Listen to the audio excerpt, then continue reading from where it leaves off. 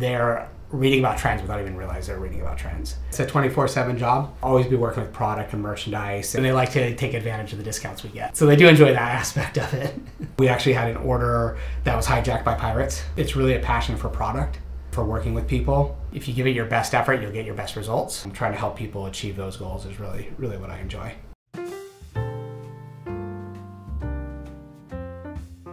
My name is Keith Avon. I'm president of the Americas for a company by the name of ASL Global, promotional products and merchandise company, a marketing out services company as well. I've been doing this since July, but I've been in the industry that I work in for 22 years now. Totally by accident. I really thought I was going to go into sports apparel. I played soccer growing up, played soccer through college, so I was going to stay in that industry. The company I worked for had both sides. They had corporate and they had retail. They shut down the retail business and decided to focus on corporate. And rather than be unemployed, they moved me over and I took a job on the corporate side and just kind of stuck with it. My career kind of went down that path, and like I said, 22 years later, here I am. Part of my responsibilities are business development, running the business itself day to day, so making sure our P&L is proper, that we're not overspending and keeping our P&L in check. Working with clients, doing client relationships, mentoring and managing my team throughout the US, Mexico, Central America, and South America. So I do calls with them every other week. I talk to everybody at least once every 2 weeks, if not more often, managing up to my bosses to make sure the executives and ownership team, the board and ownership team, I should say, know what's happening in this region because they're based overseas. I start off with team calls some mornings, so get my team on a call, do a quick 15-minute check-in, make sure everybody's kind of knows what they're doing for the day and have the tools that they need to accomplish that. Checking email, making sure that anything that came in overnight from our Hong Kong offices, from there I would work on kind of our internal needs, making sure our clients are getting the responses they need, making sure my team members are getting the responses they need to do their jobs. Coca-Cola is a good example. We'll work with Coke, they'll come in, they'll say, okay, we want something that'll drive the sales of our 1 liter bottles. So we'll do 2 1-liter bottles, buy 2 1 liters, get a free item. We'll work on what that item is, how best to put it in market, work with them on how to activate that promotion and go from there. I loved most about getting into the industry was product. Always be working with product and merchandise and going out, and we'll go out to retail stores and we'll shop what trends are going on, work with trend agencies to see what colors are coming out next year, what the trends are, what the fabrications are, things of that nature, and developing products that meet those trends, or seeing what's at retail and then taking those retail items and converting them for the corporate industry. Working with my employees, mentoring them, helping them to achieve their goals, whether it's their personal goal outside of work or it's a goal within work that's their professional goal. I'm trying to help people achieve those goals is really what I enjoy.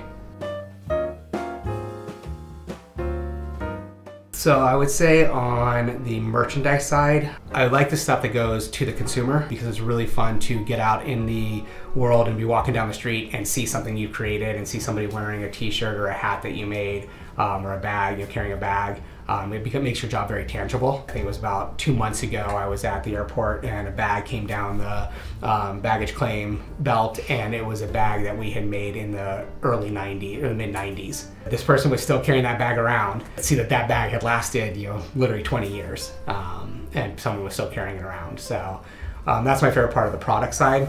There's a woman I've worked with. She started off literally as a sales assistant. I've worked with her for that's probably like 12 years now, 10, 12 years now. And she's now a director, running a whole team herself. It's fun to watch and see how she's grown. So that side of it for me is fun and has been really rewarding.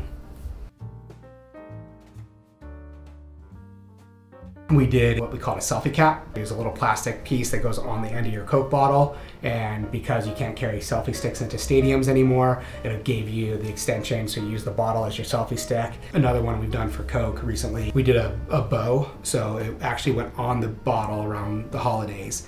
It was a label, so when you pulled the ribbon actually became a bow, so that your bottle of Coke became a gift. I think is business development. Trying to get a client to listen to you, understand what our point of differentiation is from all the other companies that do what we do. I believe there's now 25,000 companies that do, in theory, the same thing we do. How do you differentiate yourself from the 24,999 other companies? It's a 24/7 job. Getting in, getting that meeting, sitting down, presenting that to them, getting them to understand why we're different, what makes us unique, basically why they should buy our proposition over somebody else's. There's 3 levels to the industry. The level we're at, we're actually just basically brokers. The typical, what we call distributors in the industry, are literally just brokers. So what we do is we would go to a client, find out what they want, turn around, go to our supply base, find out what they have that meets the client's need. We then place an order with the supplier. They then take their product, put the company logo on it, sell it to us. We turn around and sell that to our client. We actually had an order that was hijacked by pirates.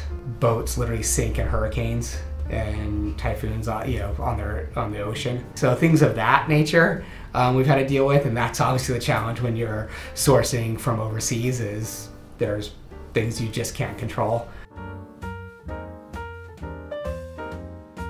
Interestingly enough, there's really not a background that's better or worse for this industry. I studied American history. It's really a passion for product, for working with people. A general business background would help, but it's definitely not critical. In fact, we have a lot of people in our industry on the sales side that didn't go to college. Just got out of high school, got into the industry, got into sales right away, and continued just on the sales side of things, and then learned the business. Obviously, the more they understand brands and how brands work, any background in those types of areas is certainly going to help. Product development, so we have a lot of designers that come into the industry. We have people who've gone to school for merchandising. So those areas certainly help in the industry, but they're not required. Are you organized, or can you work autonomously? Can you work with a team? Do you like merchandise? Do you have a passion for this product? You ask questions about whether people know how to open doors. Are they going to be more of a cold caller, or are they going to be more of an account manager? Asking them, do they like to read? And if so, what kinds of things do they read? People read a lot of the weekly magazines or even monthly magazines. They don't even realize they're reading about trending. So I'll get people say, yeah, well, I like to read People magazine.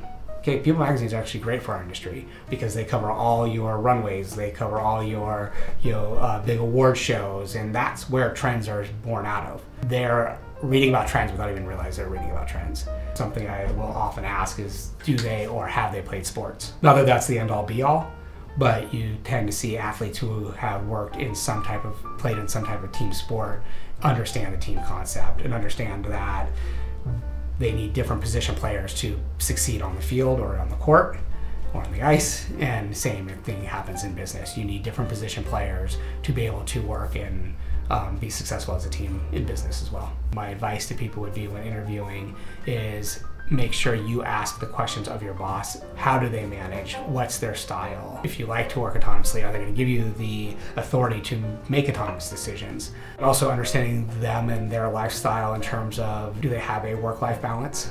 Because if they have a work-life balance, they're more likely to allow you to have one. If they don't, and the work is their life, they are then also more likely to expect the same of you. People will come in, straight out of college, or if they come out of high school, entry level, which is usually a sales assistant, sales support side, and then kind of learn the business that way. When you talk to people in the industry who are hiring, you get 2 very different schools of thought. One is, I want to hire someone from the industry who knows the industry, who understands the industry, and already has all that knowledge. The other is, let's hire someone who is either out of school or not from the industry, because you can teach the industry, but you can't teach the intangibles. Definitely being organized and setting priorities for yourself. That's critical. At the end of a day, I like to kind of draw up my things I need to do the next day. Now, the reality is the next morning the phone may ring and there may be a new priority, and then you adjust accordingly. But at least if you go into the day knowing, okay, I need to accomplish these 4 things tomorrow, kind of allows your mind to rest at night. Third one, having these team huddles.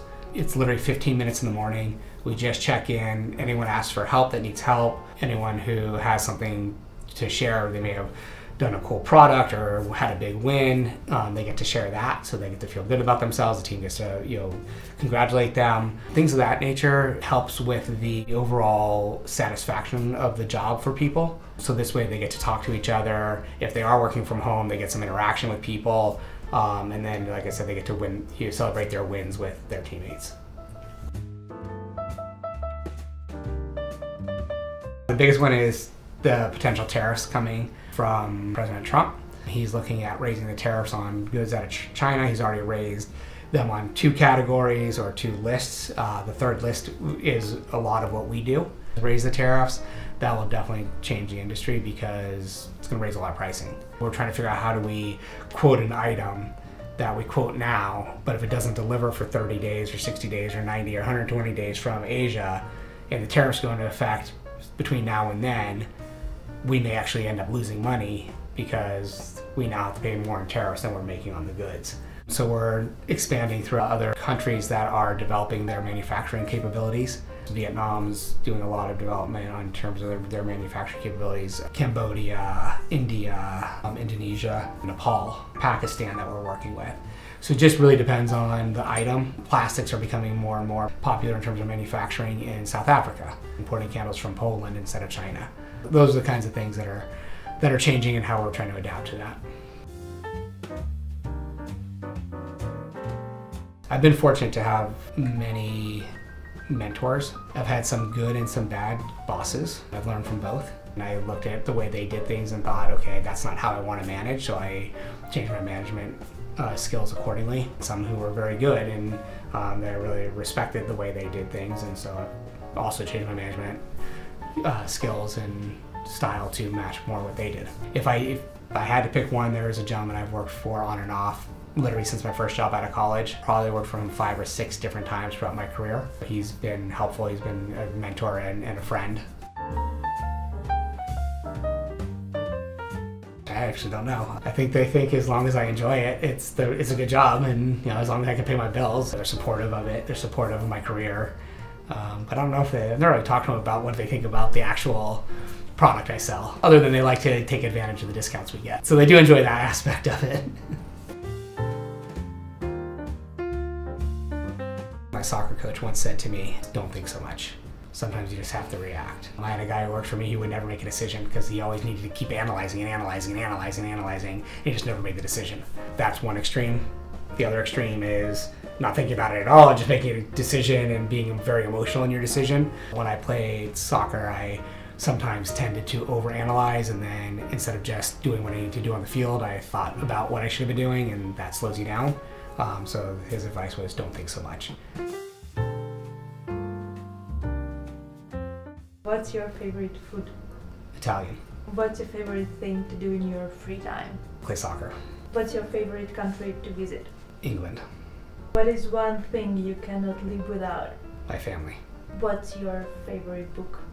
The Dark Tower series by Stephen King. What's your favorite show or movie? Empire Strikes Back. What makes you sad? When my family members are sad. What makes you happy? Their happiness. You should get into my profession if you are creative and enjoy working with people. You should not get into my profession if you are. If you don't like merchandise, if you don't like product, or you don't have affinity for brands. The thing to keep in mind is you need to always stay positive and find the best in things, whether it's in your career and finding the best way to get past something, or personal life, get through those hardships. It's all about your attitude and staying positive, and about your effort. If you give it your best effort, you'll get your best results. You get what you put into things. So if you're going to go at it half-assed, then you're going to get that result. If you go at it full bore, then you're going to get that result. And I do think a lot of it also is just believing in yourself. A lot of people I've worked with, they don't believe in themselves, and therefore people don't believe in them. If you believe in yourself, people will believe in you as well. That's the best advice I can give.